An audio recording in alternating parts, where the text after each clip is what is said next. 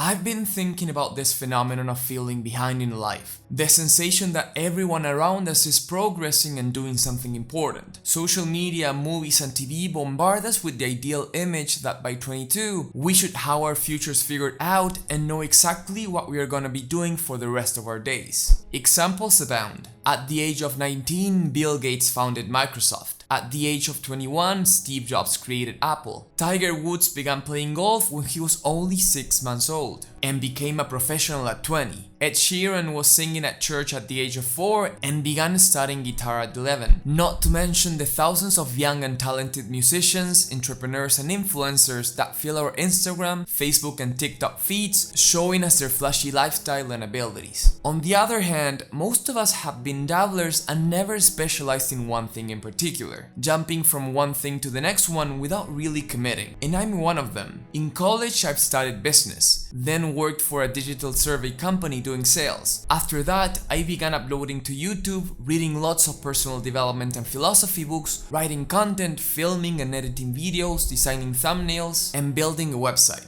As a side job, I wrote and created pages that ranked up in Google, and even though I created almost 50 websites, all of them flopped. This year, I started selling tennis equipment in Argentina and I studied digital marketing to help me reach customers. And if you ask me what I'm gonna be doing for the next years, I don't know for sure. And yes, of course that sometimes I feel behind in life. Whether I like it or not, some of my friends have stable jobs and are specializing in something, while I'm the perfect example of the phrase jack of all trades, master of none. But I think I'm not the exception. I'm the rule. We are forced to choose a career at the young age of 18 that, to a certain extent, defines the rest of our professional lives. Some countries even force this choice on 14 or 15-year-olds. And the truth is that most of us don't have a clue about what we want to be doing with our lives at that moment. Some change careers in the middle, which is not well seen. Others stick to their guns till the end. But it's difficult to find a person of that age that is 100% sure that their chosen career is their true passion and calling. And how could they? Again, we are forced to make an important decision at 18 when all we can think of is partying and playing video games. We have no real life experience. Sure, vocational tests can tell me that physics, programming or marketing might be a good fit for my personality, but I cannot know for sure until I try.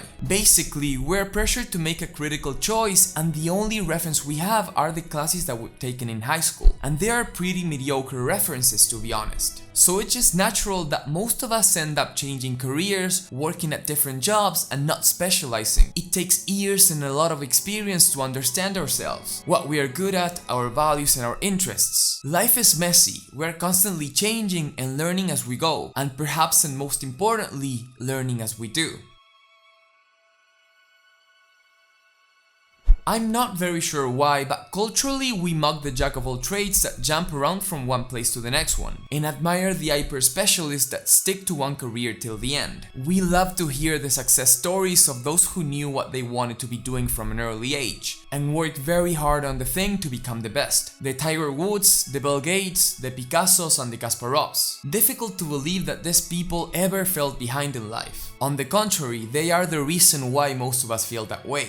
But again, I want to postulate that these stories are not the rule, they are the exception, and that feeling behind and lost is a feature of life, not a bug. Van Gogh, before becoming the acclaimed painter that we know and praise today, worked as an art dealer, an assistant teacher, a tutor, a bookstore clerk, and a religious missionary. He didn't start painting until he neared his 30th birthday. Roger Federer, before fully committing to tennis, played squash, basketball, handball, badminton and soccer. Ray Kroc, before opening his first McDonald's franchise at the age of 52, was a Red Cross ambulance driver and worked at different jobs selling paper cups, a real estate agent and playing the piano in bands. Even Steve Jobs took classes on calligraphy, worked at Atari as a technician, traveled to India for 7 months intending to achieve spiritual enlightenment, and experimented with psychedelics, all before founding Apple. In one of his famous talks, he said, "Of course, it was impossible to connect the dots looking forward when I was in college,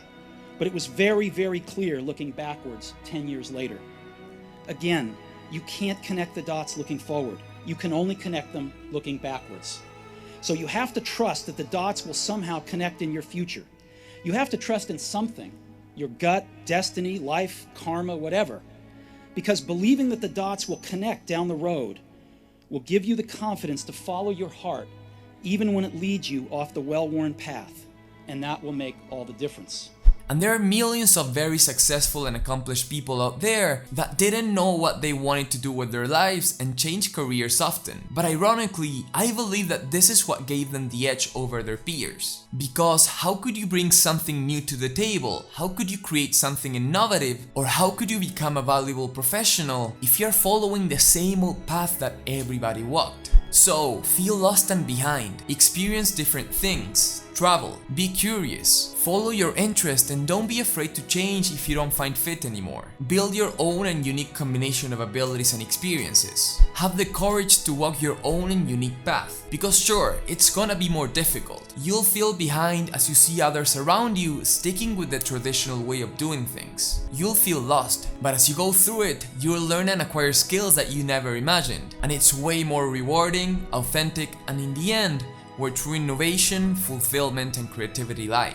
This is Juan Cruz from Inerize. Thank you very much for watching. If you like this video, I have another one called Why to Never Quit is Very Bad Advice that I'm sure you'll enjoy. Don't forget to subscribe, hit the like button, and comment down below what you thought of this video. I love to hear your thoughts. Again, thank you very much for watching till the end, and see you soon.